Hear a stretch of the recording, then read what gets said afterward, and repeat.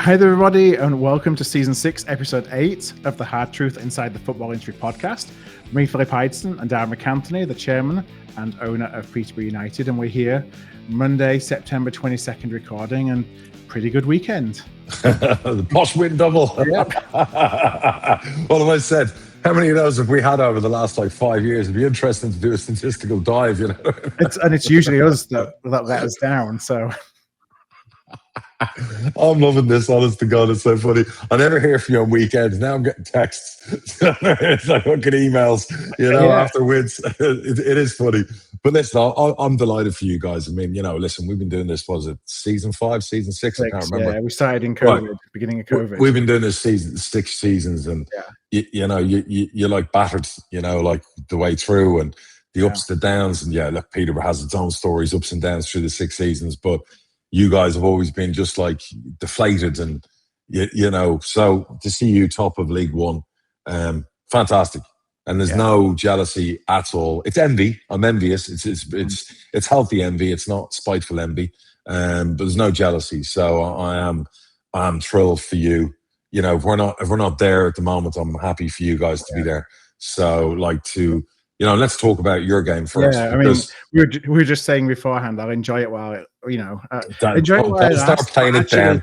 Don't start playing it down. Tell me what. Tell everyone the message you messaged me about the team. Like, this team is different. Like, there's just something about this team that they, Cardiff may say it differently and may see it differently. And it's funny, I told you when I was flying back on the plane yesterday, I was rewatching it because I wanted to see, was my impression of the game in person the same as my impression of the game when I watched it live? Because when I watched it live, I thought Cardiff had a few chances early doors, then we completely dominated them again. Didn't really let them in.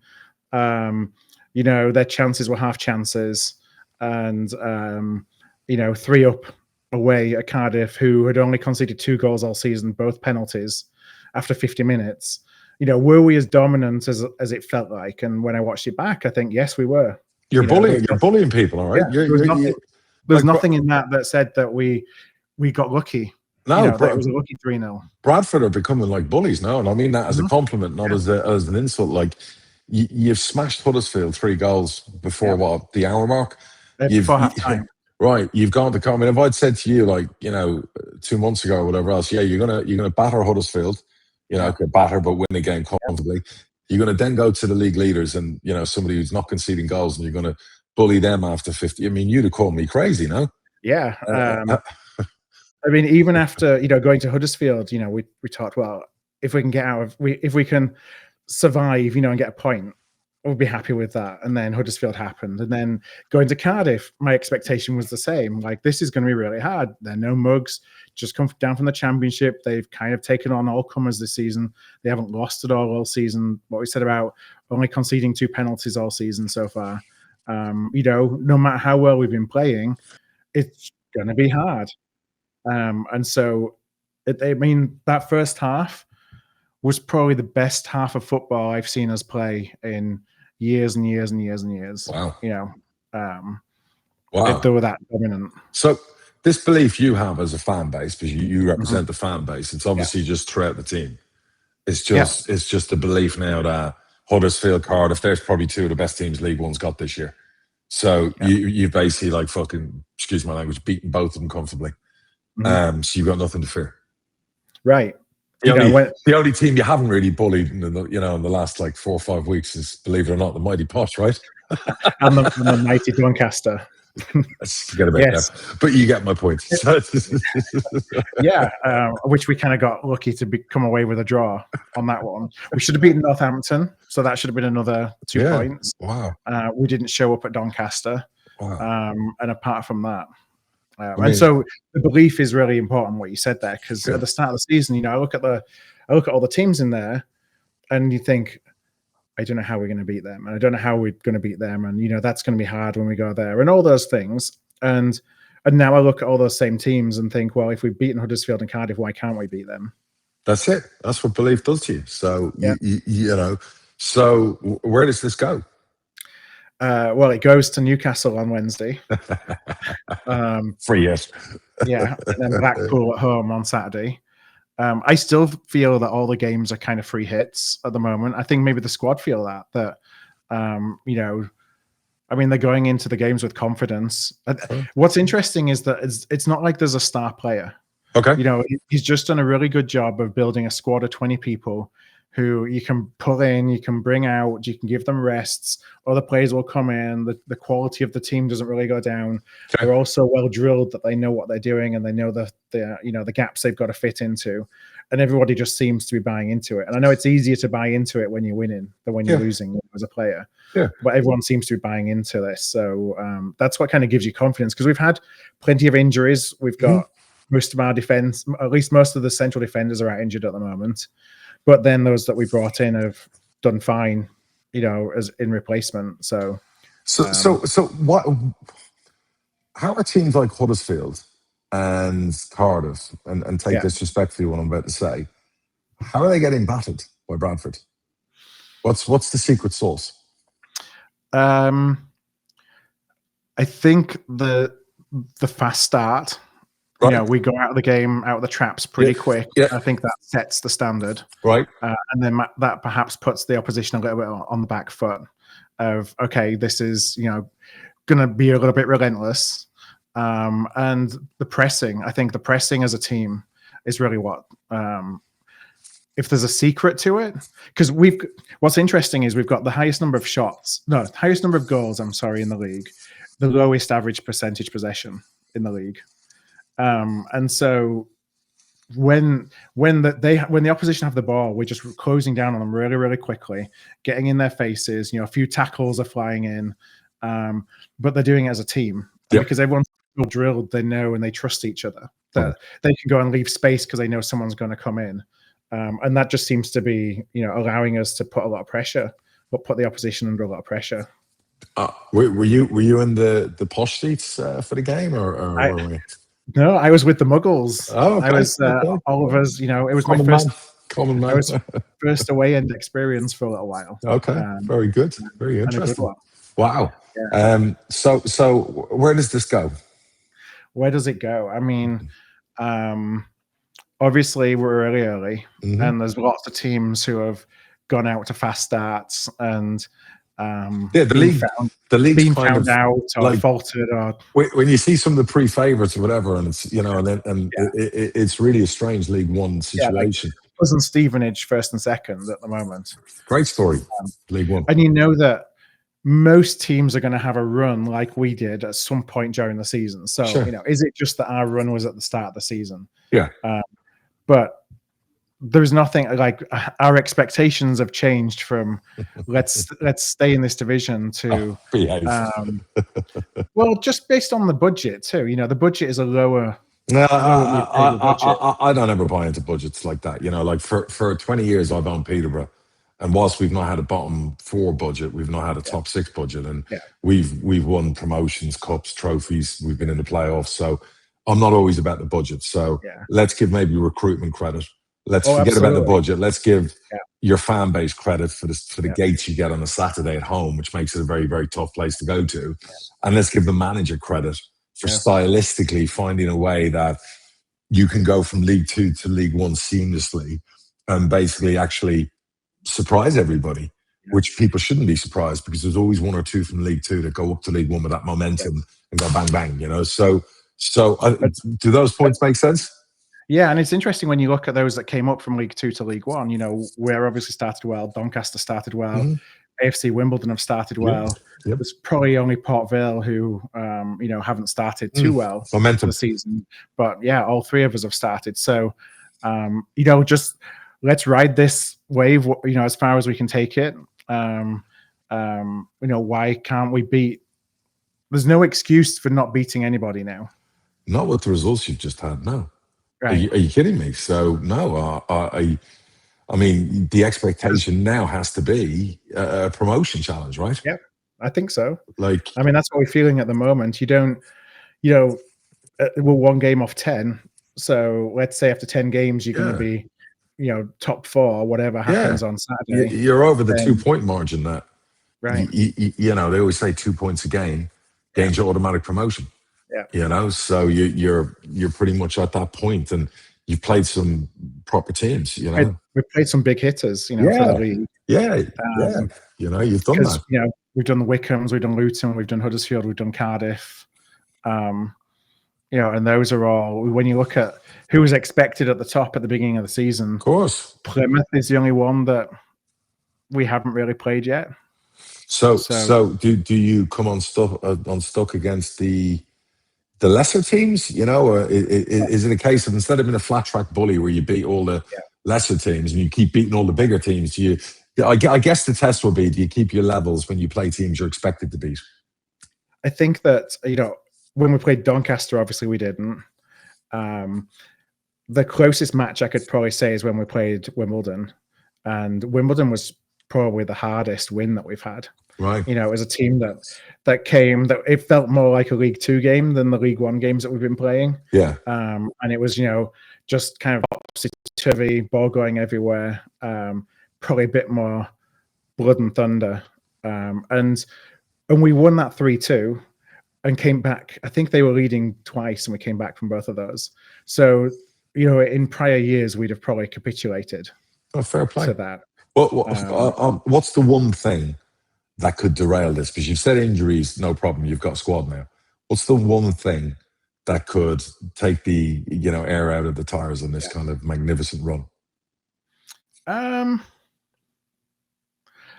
think continuation of injuries, you know, because we're at the back, we're a little bit threadbare at this point. What could take the, I don't know, maybe that this may be doing a disservice to the manager and the coaches and what they've got in store, but do we become relatively one-dimensional that gets found out, and then, you know, once it's kind of found out and opposition's adjust, if you're opposition, it takes to give Bradford the ball. Yep. Let them have the ball, because then they can't press you. So now let's check, give them the ball, and let's see if we can press them to make defensive errors. So give them the ball and say, hey, come and dominate us. And then we'll pick you off or whatever else. So I guess clever managers will kind of look and go, can we do that? How do we do that? What does that look like? You know what I mean? Kind of thing. So do we have a plan B to adjust to that or not? Because we've got where we have so far by generally playing the same style in every game. Right. Do you have a go-to second formation when things aren't going well in the game, or are you pretty much the same all the time? We've pretty much been the same all the time. Okay. Every promotion season we always had, if it was three at the back, we'd go to a 4-2-3-1 if we had to in a game, or vice versa. Do you know what I mean? Like, you know, I remember like the COVID promotion season, last 15 minutes a game, we were always changing. Burrows was coming on for Butler, and we suddenly went three at the back with two up front instead of 4-2-3-1, and won a lot of games by changing the formation when we had to. So, you know, I guess that will be the test. It's been interesting so far that we've been more vulnerable when we've tried to defend the leads. You know, we've So that's perhaps part of the reasons why we got to 3 against Cardiff and we got to 3 against Huddersfield, is that we just kept going.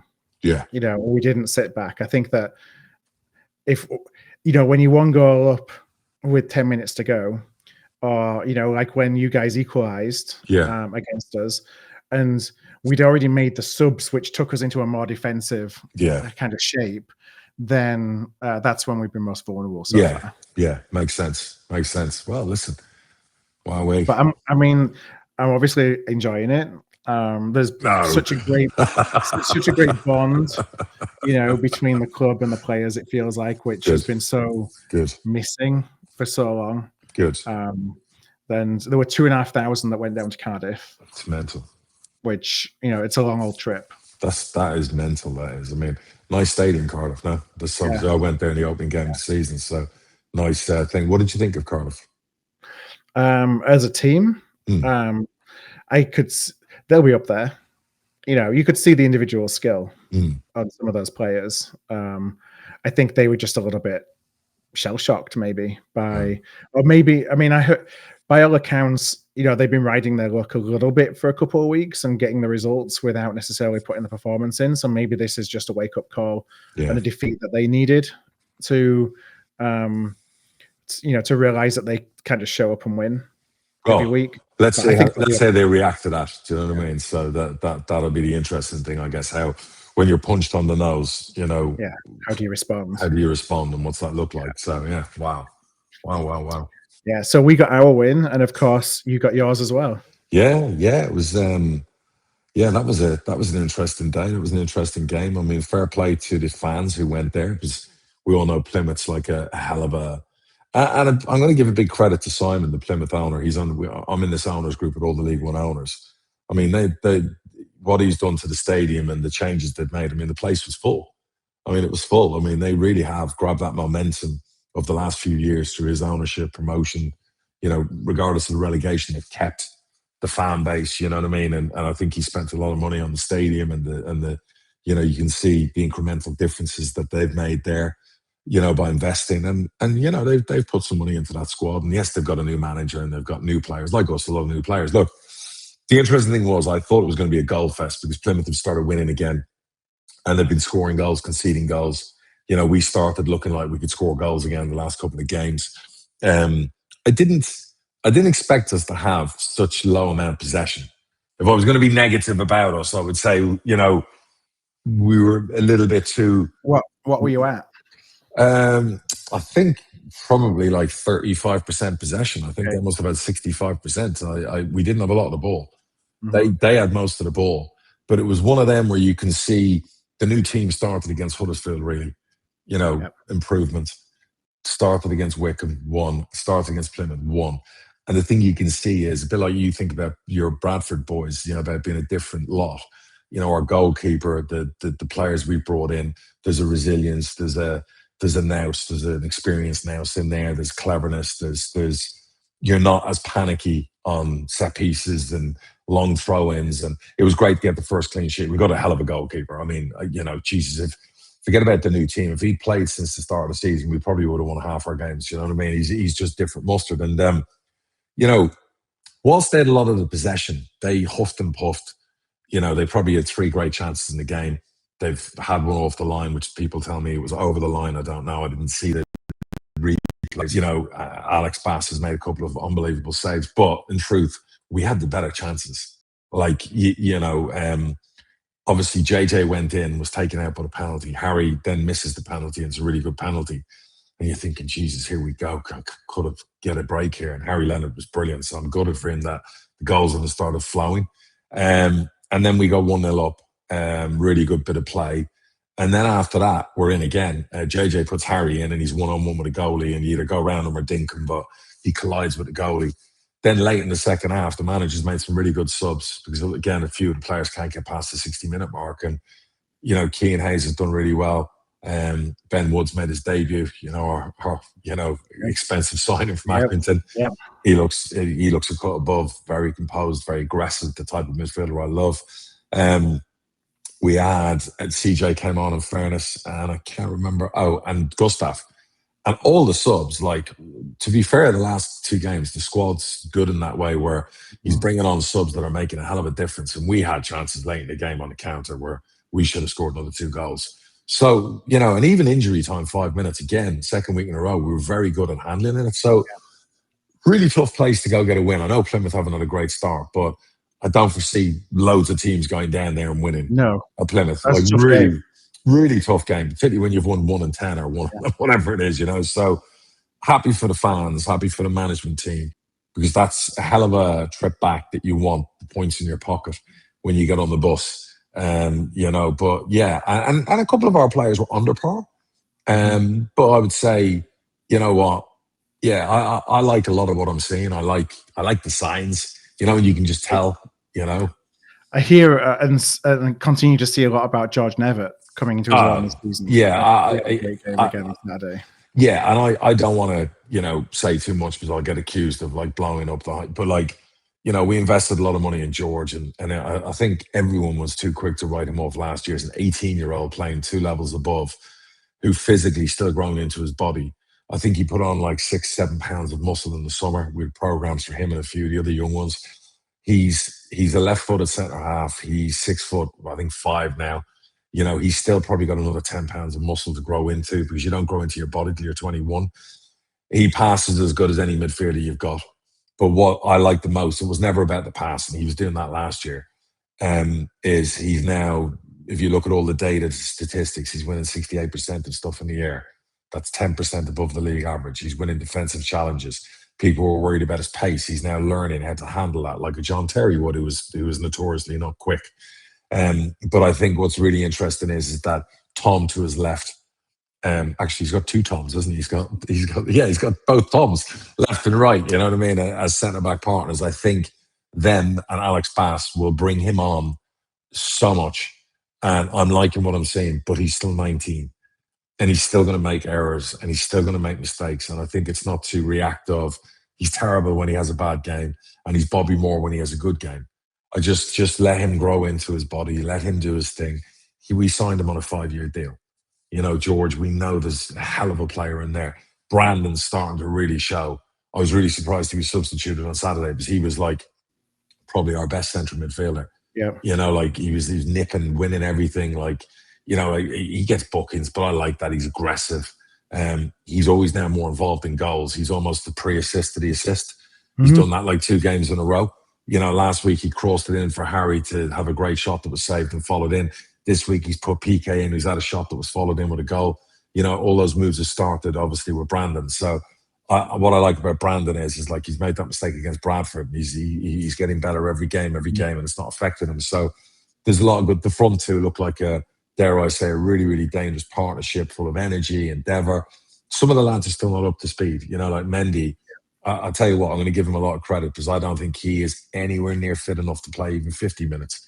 He's played such little time over the last year and a half, and he's just busting a gut to go and play. And I like that, you know, and I think that was PK's best game because, again, he's finding consistency in playing. And, you know, so, and a big credit to Tom Lees, you know, that he, you know, I read a lot of stuff about him beforehand and this and that, what he couldn't do.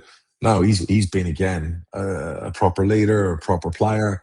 He's done everything. And then we've got David on the bench. We've got Sam Hughes is back in 5 weeks' time. You know, we've got obviously the manager to leave more people off the bench because Ben Woods went on the bench on Saturday. We've got almost another 11 plus another bench, you know what I mean, that aren't getting in the team. A lot of the young ones played last week in a under-21 game that they won against Colchester.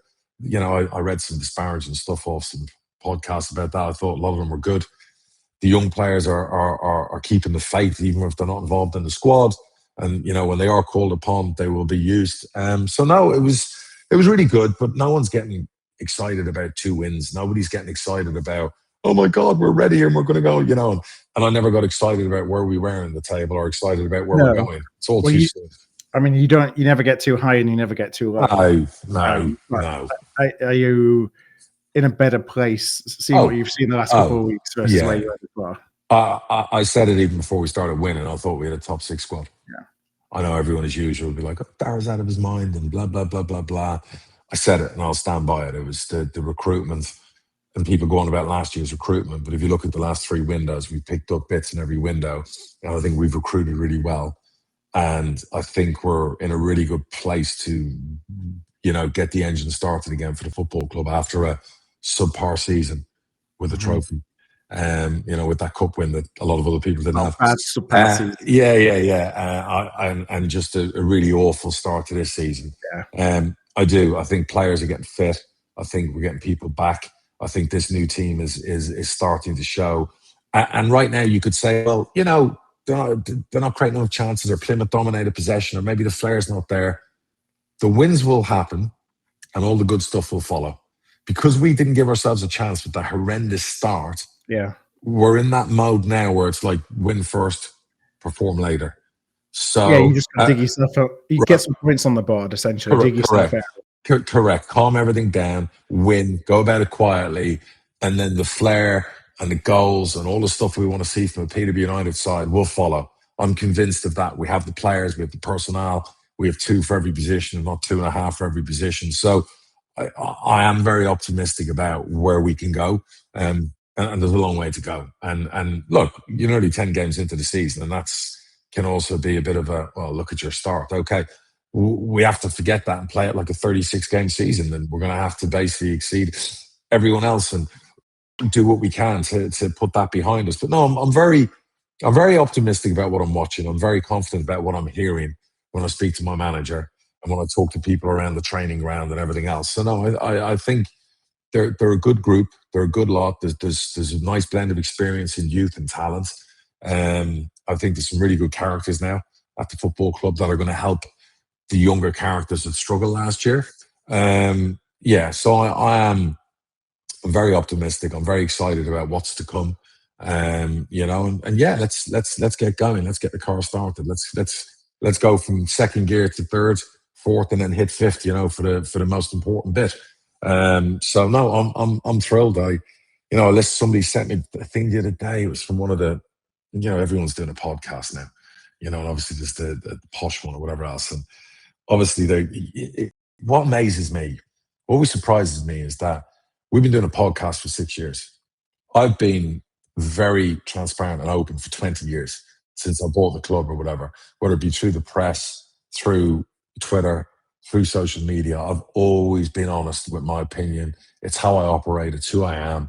And I'm listening. Somebody sent me like a clip about people on that part, like having a go at me talking last week on our podcast about how it was too honest and it was too defensive and it was too this and it was too that. And, people would prefer Darren instead of me and blah, blah, blah, blah, blah. I mean, some of the comment, I'm just listening, just going to this, going, I can't win.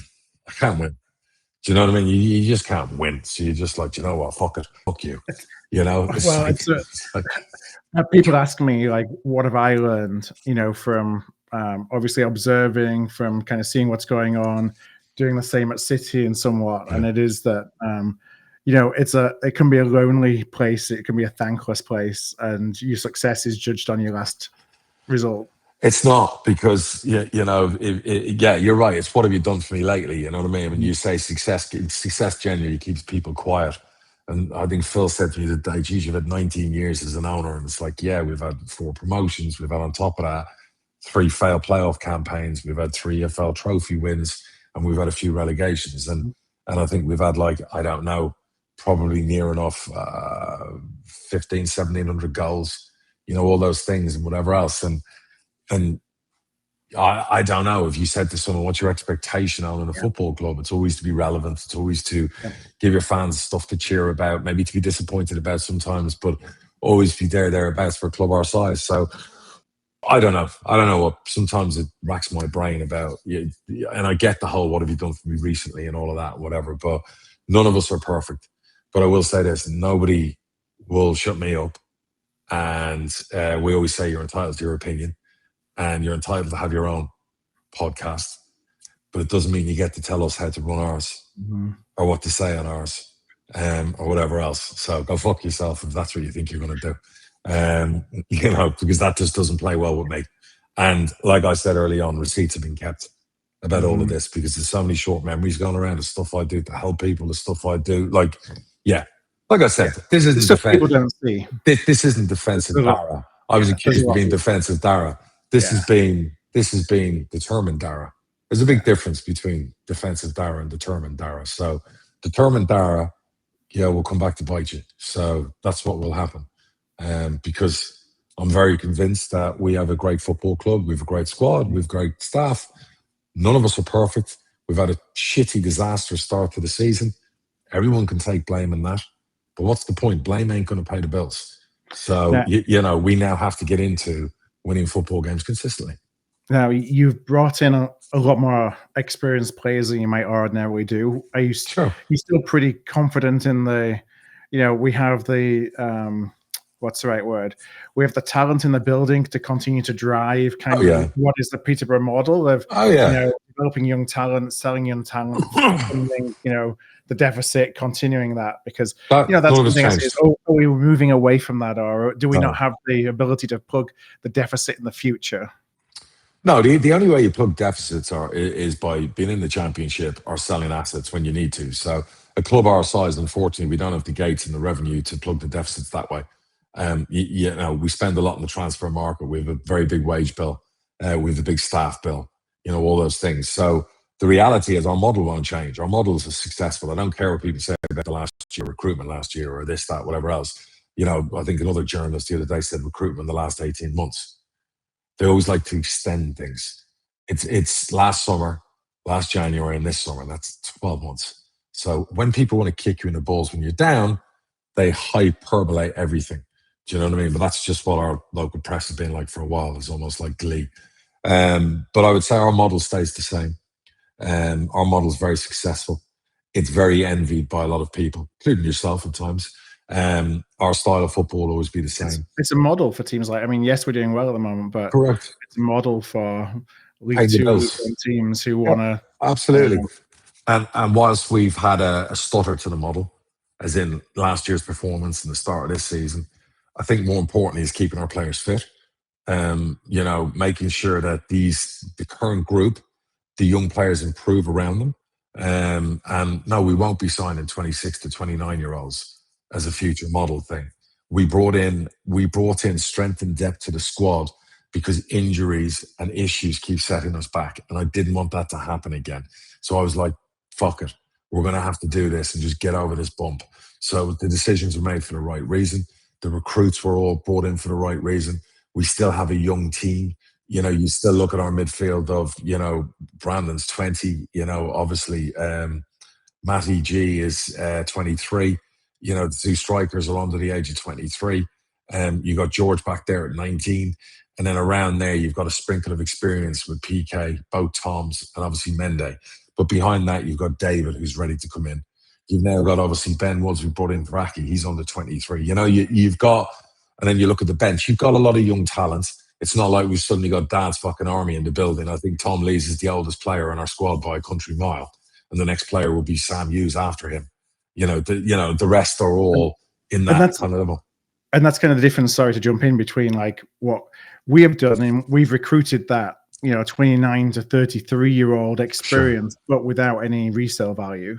So they can do well, but there won't be resale value. And yes, we have, 2 or 3 younger players who are doing well, but it's not a self-funding model particularly. It depends what you want. It depends what you want. It's like, I was having this funny discussion earlier with a friend of mine I've seen for a long time. He's a Steelers fan. I'm a Patriots fan. So, the Steelers very luckily beat the Patriots yesterday because we beat ourselves with 5 fumbles. But, the Patriots are the 3rd youngest squad in the NFL. So it's a new squad, new team they're building. And the Steelers basically are like the 3rd oldest squad, full of experience, but their fans are just fed up. They're not going anywhere. They ain't winning Super Bowls any time. Sometimes shiny and new is better than old and tattered, but sometimes there's maybe a fine balance. And maybe where we had such good young players 2 years ago, before last season, with your Ronnies, your Harrisons, who'd been around older players in the promotion season. If you remember the promotion season, they were still experienced even though they were young, right? So the promotion season, you had Ronnie was behind Mark Beavers and Frankie and players like that, and he played, he didn't play, he was in and out. Harrison was back up to Dan Butler. Mm-hmm. Some of those young players we had, basically, even when Hector first came in, it was Jack Taylor and Archie, and there were other people there. So they're like learning, and then they come in.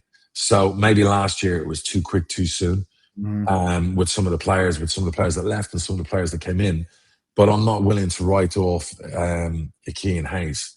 I'm not willing to write off Harley Mills. I'm certainly not willing to write off a James Donnelly or a Donny O'Brien Brady. I honestly think and all 4 of those players are under the age of 21. Mm-hmm. And their time will come. And when it comes, this time, maybe they're ready to take the pressure and the expectation on whilst they watch what we're doing. So, no, I'm really excited about our model. I'm actually more enthused about the couple of things I can do in the next window next summer. And yes, that involves signing a couple of players on loan. And no, that doesn't involve signing JJ. I would sell a left nut to sign JJ. But the wages JJ's on would basically have us thrown out of the EFL for breaching our cap. You need to win the lottery. By 1,000%, our cap would be over. You know what I mean? So, but as long as Chelsea love us and JJ wants to be with us, maybe he can be the proverbial Lone Ranger, this year, next year in the Championship. Happy days. But no, I'm really, I think more importantly as well, that like the character change as well. And we said this in the summer. We got rid of so many people who wanted to leave the club. Nobody in that dressing room wants to leave the club. The lone players are all loving it. The manager last week said to me after we beat Wickham, I've got to give them 2 days off. So so many of them have got to move. They're all living in hotels.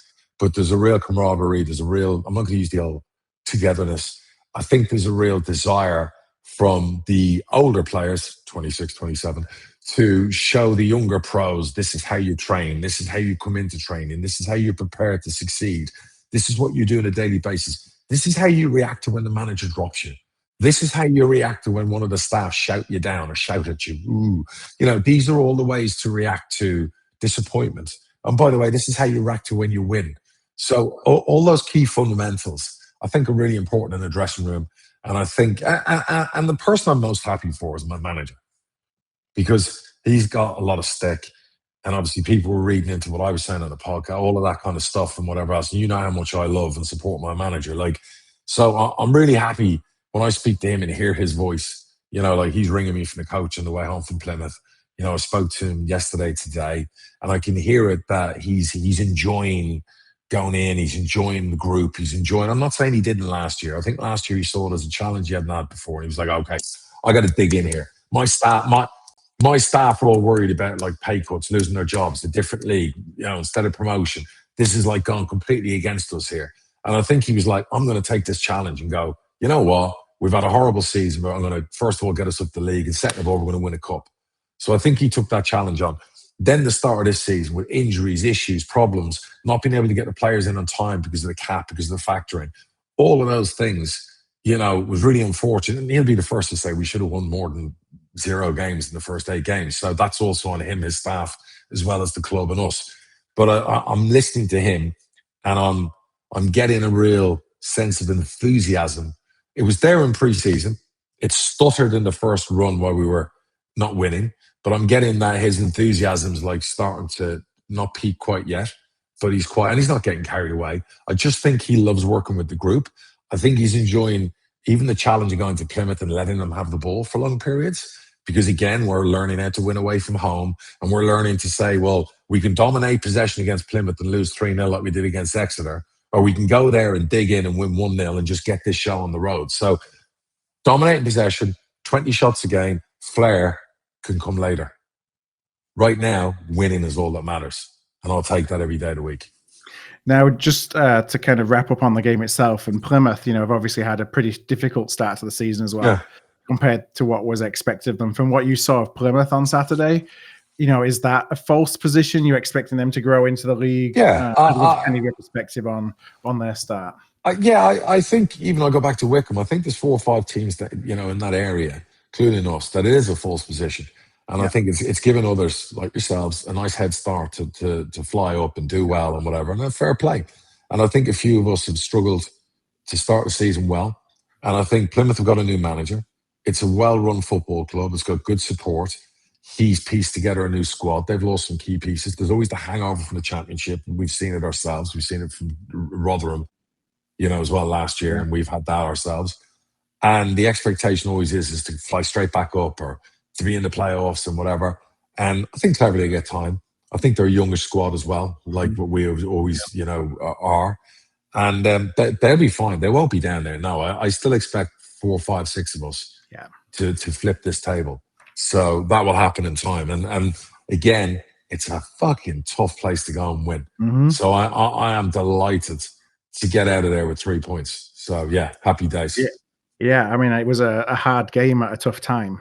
Oh, so I think it's a great achievement. Yeah, I was like, knock off the home win and the first win of the season. Now let's go get the away win. Now let's go play a side in form at home next week and see what we can. Right? Correct, and then Bolton or whatever else. So let's go play those teams that are up there doing well. And now let's show that, these 2 wins weren't just like a temporary measure. This is who we want to be. So now we're going to play against some good teams up there, and we're going to start knocking the wins off.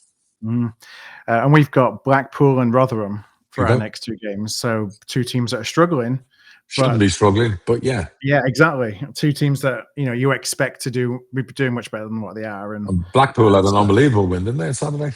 Yeah, didn't they beat... no, it wasn't Huddersfield because they drew to Burton. It was the last minute winner, wasn't it? It was like 98th minute or something like that, wasn't it? I haven't got it. Let's see. No, I don't have it to hand, but League 2, League 1, here we go. Blackpool, but Barnsley. They beat Barnsley, who were doing really well. Barnsley have been flying, yes. So that was a good win. So yeah, that'd be interesting. Look, we said it before. Are you going to be able to pick off the teams you feel now you should be going there to win against? are coming to visit you. So that'll be interesting. Look, someone said to me the other day, my God, you've had a tough start on the teams you've played. I'm like, look, you know what? You have to play them all twice. Yeah. It doesn't really matter. You know, of course, in an ideal world, you want to, you know, if you could predict the 4 or 5 teams are going to struggle the whole season in League One and have them the first 5 games of the season, to give you that platform to fly, give it to me all day long. But it doesn't work like that. So, and also, who is a tough game changes throughout the season based on form, doesn't it? Always. You could go, oh yeah, there's the, you know, we're looking to go there and batter them, or we're going to be definitely winning that game. And suddenly, by the time you play them, they're first in the fucking league. So, right. I mean, Blackpool would probably look at us at the start of the season and thought, well, we should go there, and you know, they've just come up. That should be on the card for a potential away win, and you know, we're now be looking at it as being a harder game for sure. Yeah, absolutely. So yeah, interesting. What else going on?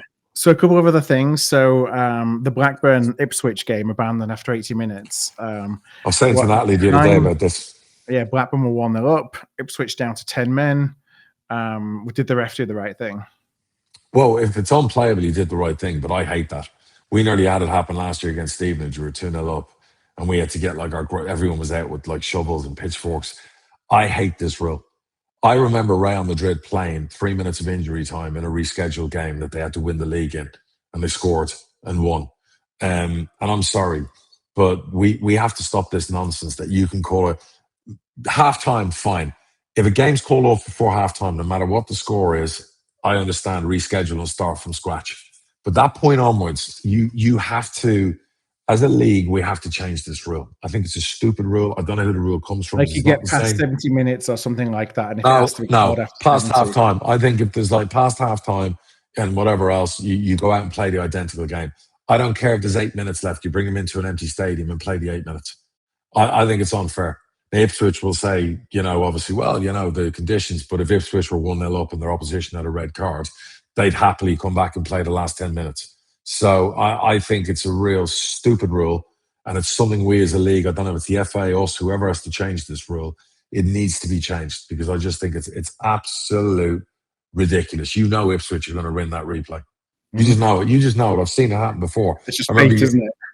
Yeah, a few years ago, there was a game, someone was 3-0 up with 10 minutes to go, and they lost the fucking replayed game, you know. So I'm not having that as a rule in general, particularly not living in the UK with the weather we get over there.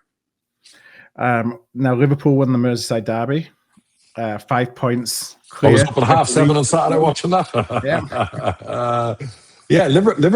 Liverpool have this habit of like against Atletico Madrid and a couple of other games, starting really well, score a couple of goals, and then get lost for a while. It must be a new team thing. It must be all I can say about Liverpool is that the team you don't want to bet against, that a team that always looks like if they need to go in extra gear, they find it, as they have with all the late winners. Everton were terrible for the first 45 minutes of that game, in my opinion. And then, the first until 2-0, and then something flipped the switch because it was like 80-20 in possession. And I'm thinking, my God, there's no ambition here. But fair play to Everton. They flipped it. They look dangerous. They could argue even maybe they deserved the draw. You know, but Liverpool dug in, and champions do what champions do, and they dig in. And I'm loving that side to us, and I still think we are at a 6 out of 10. And I think if Liverpool go to an 8 out of 10, good luck, good night, and goodbye. Mm-hmm. No, I mean, you want to be, if you top of the table by 5 points and you're only halfway playing on, you know, firing on half cylinders, then that counts as a good start to the season. All day long, baby. And I'm telling you, we'll get better. What we got? So Sunderland drew with Villa. So Sunderland with 10 men as well. So continues what I think has been a pretty decent start for them. Yeah, them Leeds have had a good win as well. Yeah. We got Arsenal got a last-minute injury time equaliser against Man City. I didn't see that game at all, so I'm actually seeing this result for the first time this morning with my flight being yesterday. Didn't love the game. I thought it was pretty crap. You know, Arteta is obviously getting criticism for 3 defensive midfielders, not doing this, not doing that. You know, whereas Liverpool take the risks and go for things. Arsenal are built on, again, it's almost like the original Arsenal under George Graham. Great defence, keep clean sheets, dominate the ball, but they're not, you know, for the money they spent at Eze, for him not to be in their team now, you know, you'd look at that game and go, if you want to win the title, you've got to beat Man City, particularly at your place. So I'm not sure what to think of Arsenal at the moment, but I guess if they lose the title by 4 or 5 points, it will be things like that you would look at and go, is Arteta a little bit too defensive minded as opposed to? But I would also argue Man City weren't great either. I mean, I get what Guardiola was saying about the travel, the time, the distance, the Arsenal extra rest time. But I didn't think Man City were all that good either. So yeah, it was. I don't know. I'd like to say Liverpool are, they are on the driver's seat, but there's a long way to go. It's 5-6 games in. There's a long way to go. So Man United beat Chelsea. Chelsea had the keeper sent off after 5 minutes, and then didn't he make 3 subs thereafter or something? Let me tell you right now. I was on the phone with Darren Ferguson watching that game while he was on the coach back from Plymouth. And I was like, Man United are 2 up. They're really good. Chelsea down to 10 men. This could be 5 or 6. And then Casemiro did what he did. Yeah. If I had a player earning 12, 14 million quid a year, the stupidity, with all due respect, the stupidity. Like you're experienced, you've played at the biggest club in the world, you've won everything. I would strangle. If I were the manager, I would have strangled them at halftime because it completely changed the game. United ended up winning, but let me tell you right now, that was squeaky bum time. Yeah, and that was all down to Casemiro. Down to Casemiro. Yes, he scored the second goal, but just the stupidity of that. I know it was a crap second yellow card. You just don't need to do it. And if anything, like if it's a young player, I get, but an experienced player doing stuff like that, I would absolutely cane him. I'll be like, I'm done with you. Like, you're going to cost us. And he nearly did cost him. No, and he nearly cost him. And that manager's fighting for his job. To have somebody on that kind of money, that experience. Let's say Chelsea come back and won that game 3-2. Right. That guy could have been gone. I'm not saying 10 men each is perfectly plausible. Chelsea dominated second half. Phil, you watched the game. Chelsea went from looking like they were going to lose 5-0 to looking like they were going to win the game. It completely flipped on his head because of Casemiro. He is responsible for that. And it was the stupidest thing you've ever seen in your life. So I was telling Darren on the phone, he was like, you're joking. I'm like, no, Casemiro's just gone off. He's just like, oh my God. So how would you feel if your manager made 3 subs, or however many it was, 5 minutes in to react to a sending off? No problem. I like proper action by a manager. I have no problem with that. I do. I rate the Chelsea manager. He gets a lot of criticism, but he's a trophy winner. He's done really well with them. And to be fair to him, by the time the second half came around and it was 10-10, they, like I said, forget drawing. They could have won that game. If Darren brought 5 players on when we're playing badly and a load of subs and raft of subs, I'm all for that. Yeah. I'd be that type of guy. You're off. Change it. The game. Bring on 5 strikers, scam all up there. The old championship manager formation of 1-4-5. Yeah, correct. The Aussie Ardelius days. Remember, it's Spurs. So you have the flying whatever up there. It's like, all day long. No, I'd rather a manager be, very aggressive and decisive in the action they take. And that would be my criticism at times where it's like, you got to make a change. Something's got to happen. We've got to chase a game. Early in the season, we were 2-0 down in multiple games, and we were bringing a second striker on with 10, 15 minutes to go. Yeah. I'm a half-time guy. It's like, get him off, change Yeah. I'm a half-time guy, but I'm not a manager. So, and people, no matter what they've said about me over the years, I would never interfere.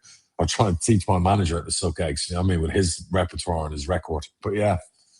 We're in the championship. Middlesbrough continue. We're only 6 games in the championship, but they've won 5, drawn 1, top of the table, 16 points, 4 points clear already of Stoke. So another good win for them. It was over West Brom this week.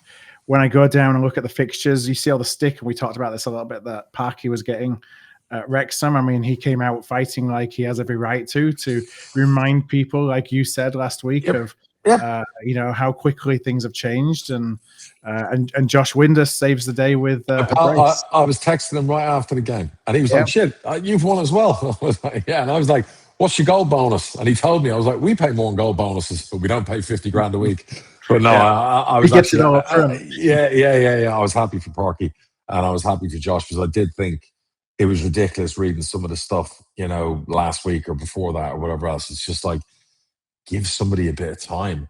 Like, there's no magic wand you bring in. We brought in 16 players this summer. It takes time. It is what it is. It's like, if you're the CEO of a business and your business has done really well, and then they have a rough patch, and you have a room of 20 salespeople, and suddenly 15 of them leave, and you get 15 new people in, and I've been through that myself. Trust me, the training, the process, the habits, the good habits, all of that takes time.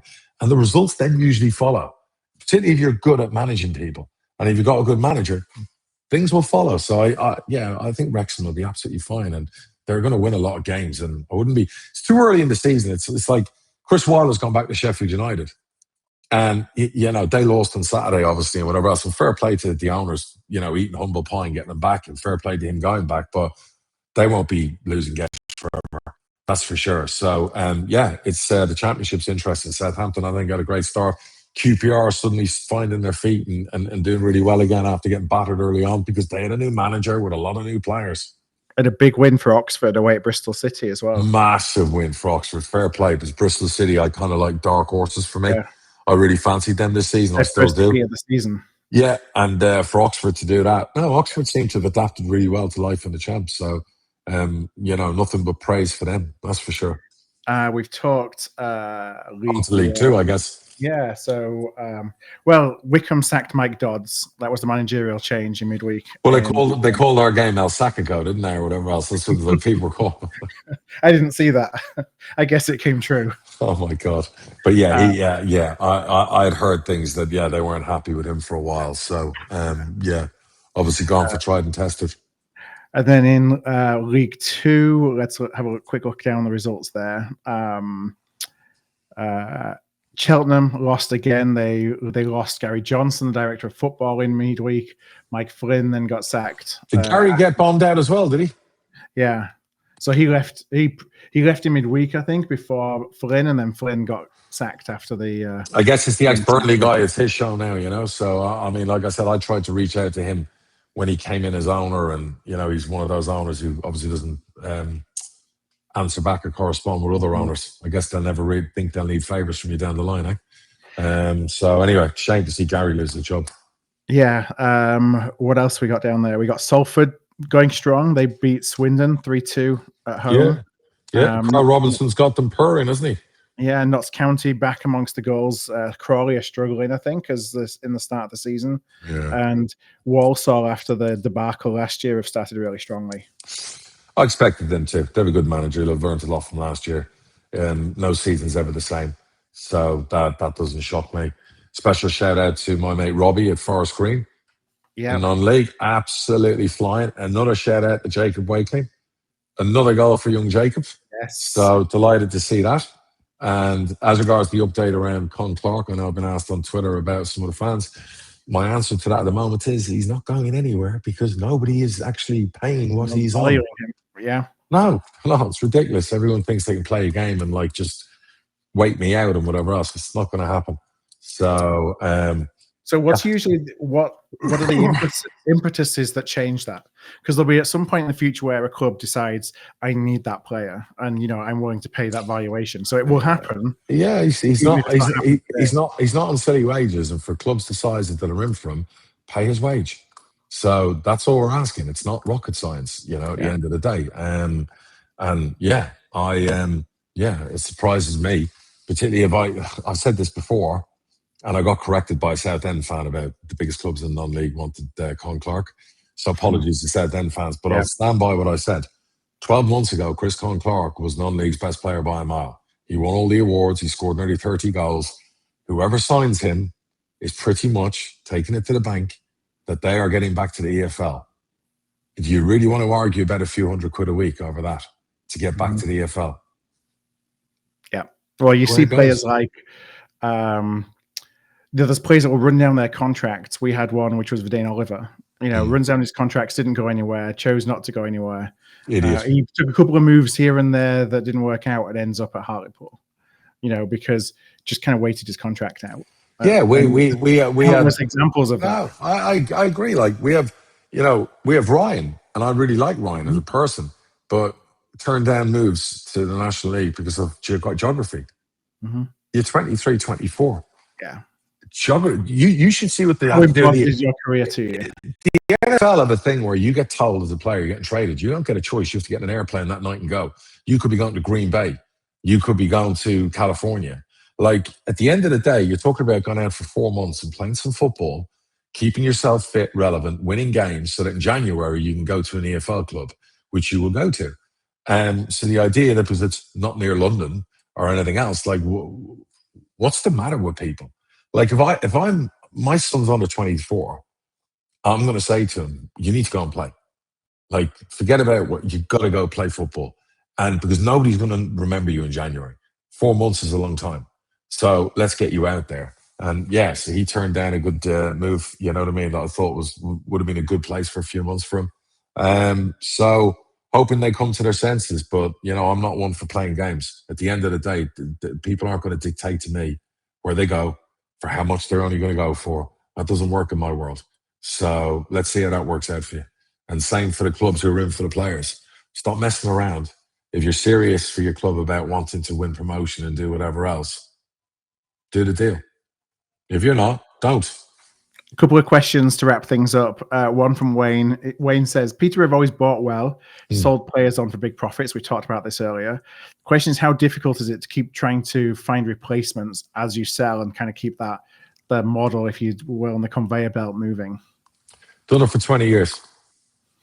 Yeah. Yep. I always say when people say your valuations are high or this, that, whatever else, I go, well, we have a body of work here.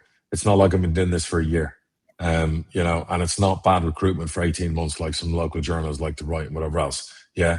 It was some below par recruitment where it goes both ways. We didn't get the best out of some of those players last year, and it was too quick, too soon for them. I still stand by. We will make a profit on the majority of the players that we signed.